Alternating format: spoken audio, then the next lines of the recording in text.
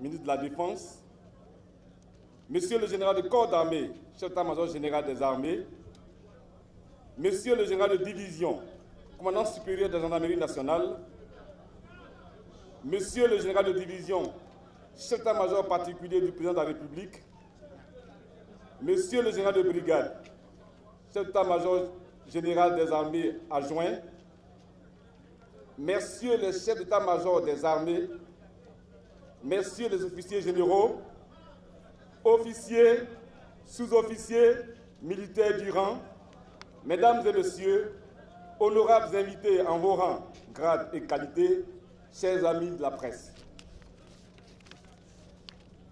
Je voudrais, au nom de tous les retraités volontaires au titre de l'année 2017, vous dire merci pour votre présence malgré votre emploi du temps très chargé. Mon propos en ce jour se résumera à travers le récit imagé ci-après. Ce fut un matin de 1960 qu'un navire flambant neuf, battant pavillon Côte d'Ivoire, prit la mer pour une longue croisière. Après plusieurs années de navigation dans les vagues agitées et tumultueuses des mers, le commandant de bord constate que son bâtiment peine à atteindre les côtes de l'émergence. Bien que se trouvant encore à 2 années de navigation, le navire commence à chavirer. Après la révision du navire par des techniciens, le diagnostic est alarmant. Le surpoids du personnel embarqué, l'équipage vieillissant et le matériel de sauvetage insuffisant inquiètent le jeune commandant. Alors, en compagnie de ses proches collaborateurs,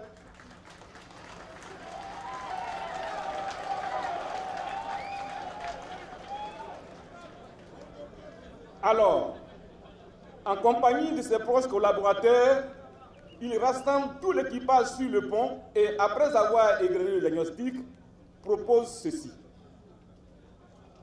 Nous demandons à tous ceux qui le peuvent de rejoindre volontairement les côtes de l'émergence à la nage afin d'espérer sauver le navire avec ceux qui y resteront. Nous mettrons à votre disposition les moyens nécessaires pour y parvenir. Le disant, le commandant de bord n'espérait pas obtenir de nombreux volontaires. Cependant, grand fut son étonnement le lendemain, plus de 900 matelots décident de se lancer dans cette aventure aussi périlleuse qu'elle pourrait paraître. À cet effet, pour l'acte salvateur qu'ils viennent de poser, le commandant du navire organise une cérémonie en leur honneur. Le 31 décembre 2017, individuellement, ces 991 volontaires recevront de la part du commandement 15 bouées de sauvetage et des vivres en quantité suffisante pour le nombre d'années qu'ils mettront à se battre contre vents et marées avant d'atteindre leur but.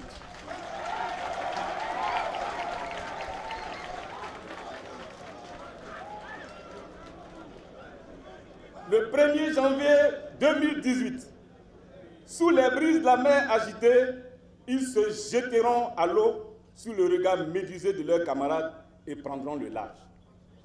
Monsieur le ministre d'État, ministre de la Défense, ce que nous ignorions, c'est que ces braves matelots sont de véritables nageurs. Ils arriveront et s'installeront sur cette paradisiaque et paisible rive de la vie civile, sur ces côtes d'émergence, comme leur avait promis leur commandant de bord. Ils utiliseront ce filet de sécurité pour tenir haut l'honneur de l'armée ivoirienne. Quant à vous, chers compagnons, vous avez décidé volontairement de continuer le voyage à la nage. Sachez cependant que nous sommes désormais le baromètre de la réussite des opérations similaires à venir. De notre adaptation à notre nouvelle vie dépendra le succès de la redynamisation de notre armée. Monsieur le ministre d'État, ministre de la Défense, nous vous prions de bien vouloir transmettre à notre commandant de bord ces mots d'espoir, et je cite, mon commandant. De façon volontaire et sans aucune pression, nous avons plongé dans la mer froide et agitée, connaissant les risques et les dangers des profondeurs marines. Nous n'avons pas hésité à sauver le navire qui nous a abrités durant cette croisière, et cela même au péril de notre vie. Aussi, sachez que nous nous battrons corps et âme et ferons bon usage de nos acquis afin d'atteindre la terre promise. Soyez rassurés, chers commandants, nous quittons certes le navire, mais nous demeurons des matelots et resterons à votre entière disposition. Vive la Côte d'Ivoire, vive l'armée ivoirienne, succès au traité, je vous remercie.